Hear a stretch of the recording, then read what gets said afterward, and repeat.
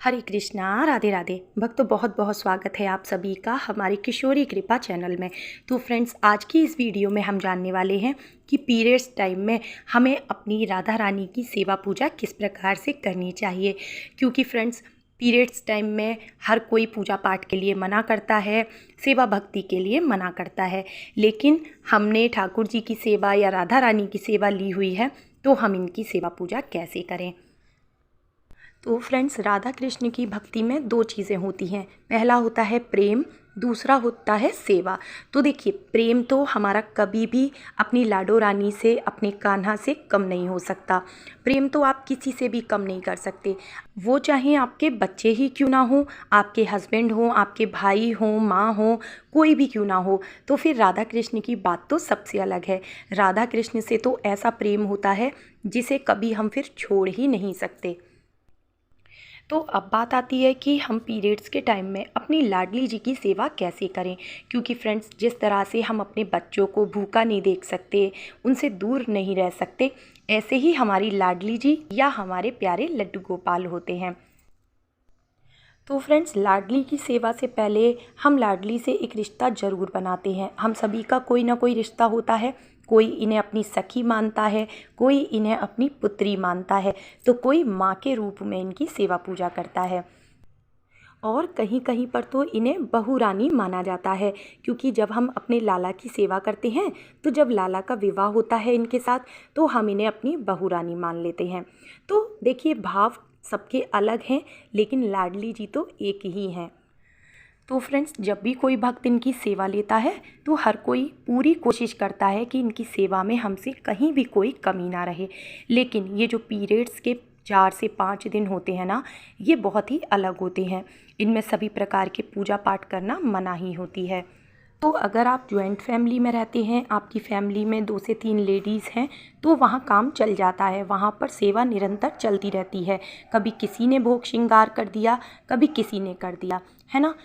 लेकिन क्योंकि अब न्यूक्लियर फैमिलीज़ हैं और फैमिली बहुत ही छोटी होती हैं, जैसे हस्बैंड, वाइफ, बच्चे, बस इतना ही।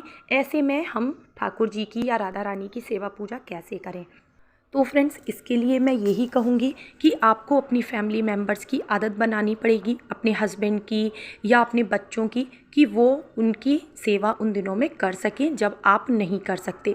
क्योंकि फ्रेंड्स देखिए, हमें शास्त्रों के विरुद्ध नहीं जाना चाहिए।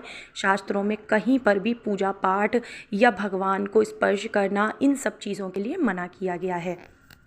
तो हो सकता है कि वो आपके जैसी सेवा ना भी दे पाते हों, लेकिन देखिए, आप चाहें तो उनसे आप श्रृंगार ना कराएं, आप उनसे स्नान ना कराएं, ठीक है। आप केवल गीले कपड़े से कोई एक छोटा रूमाल ले लें और उनसे कहें कि इसको हल्का सा गीला करके और उनको अच्छे से पोंछ दें, और धूप बत्ती दिया जला सकते हैं, बहुत ही अच्छी बात है। अगर इतना भी नहीं कर सकते, तो केवल उनको भोग सेवा दे दें। और भोग में भी ज़रूरी नहीं है कि उन्हें अपने हाथ से ही कुछ बना के भोग लगाना है। वो मार्केट की किसी भी चीज़ का भोग लगा सकते हैं, जैसे कि नमकीन, बिस्किट, फल हो गए, मिश्री हो गई, बताशे हो गए, ड्राई फ्रूट्स हो गए, या फिर दूध या दही का भोग लगा सकते हैं, छाछ का भोग लगा सकते हैं। तो जो भी चीज़ें वो आसानी से कर सके, उसका आप भोग लगवा दें।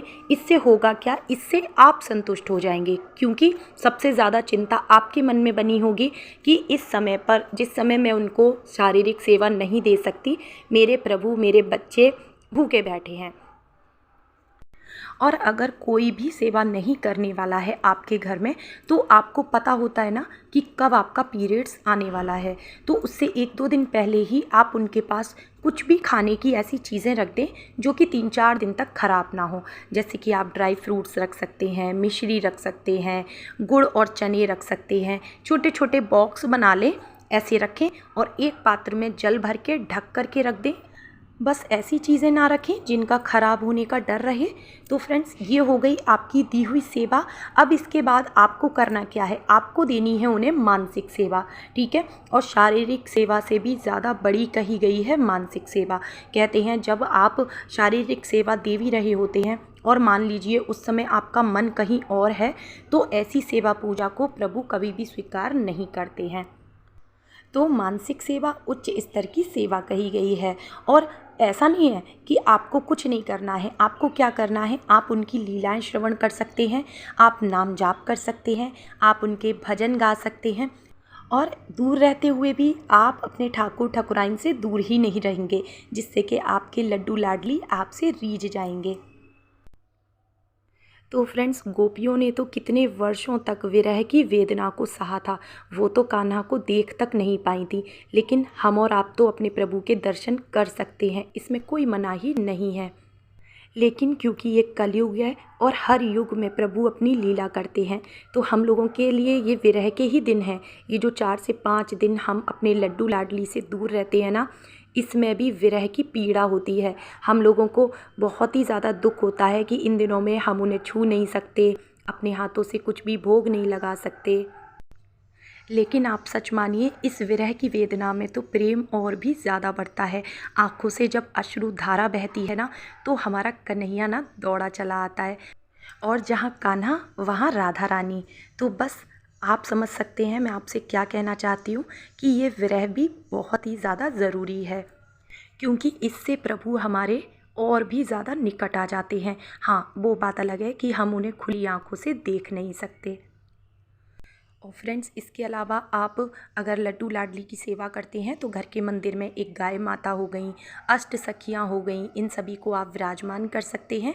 और जहाँ लाडली जी हैं वहाँ ठाकुर की सेवा में कोई कमी नहीं आ सकती। साथ ही जहाँ राधा रानी है वहाँ तो हमारे ठाकुर खुद ही उनके चरण दबाते हैं। तो उम्मीद करती हूँ जो भी मैं आपको समझाना चाह रही थी वो आप अच्छे से समझ पाए होंगे, और प्रभु से प्रेम आपका कभी भी कम नहीं होगा, कोई भी दिन हो, कोई भी कैसा भी समय क्यों ना हो। तो हमारी राधा रानी का श्रृंगार आपको कैसा लगा, और लड्डू लाडली से जुड़े कोई भी तरह के प्रश्न आप कमेंट में पूछ सकते हैं। वीडियो अच्छा लगा हो तो लाइक और शेयर ज़रूर करें। चैनल सब्सक्राइब ना किया हो तो ज़रूर से कर लें। वीडियो का करती हूँ मैं यहीं पर एंड। मिलती हूँ नेक्स्ट वीडियो में। राधे राधे।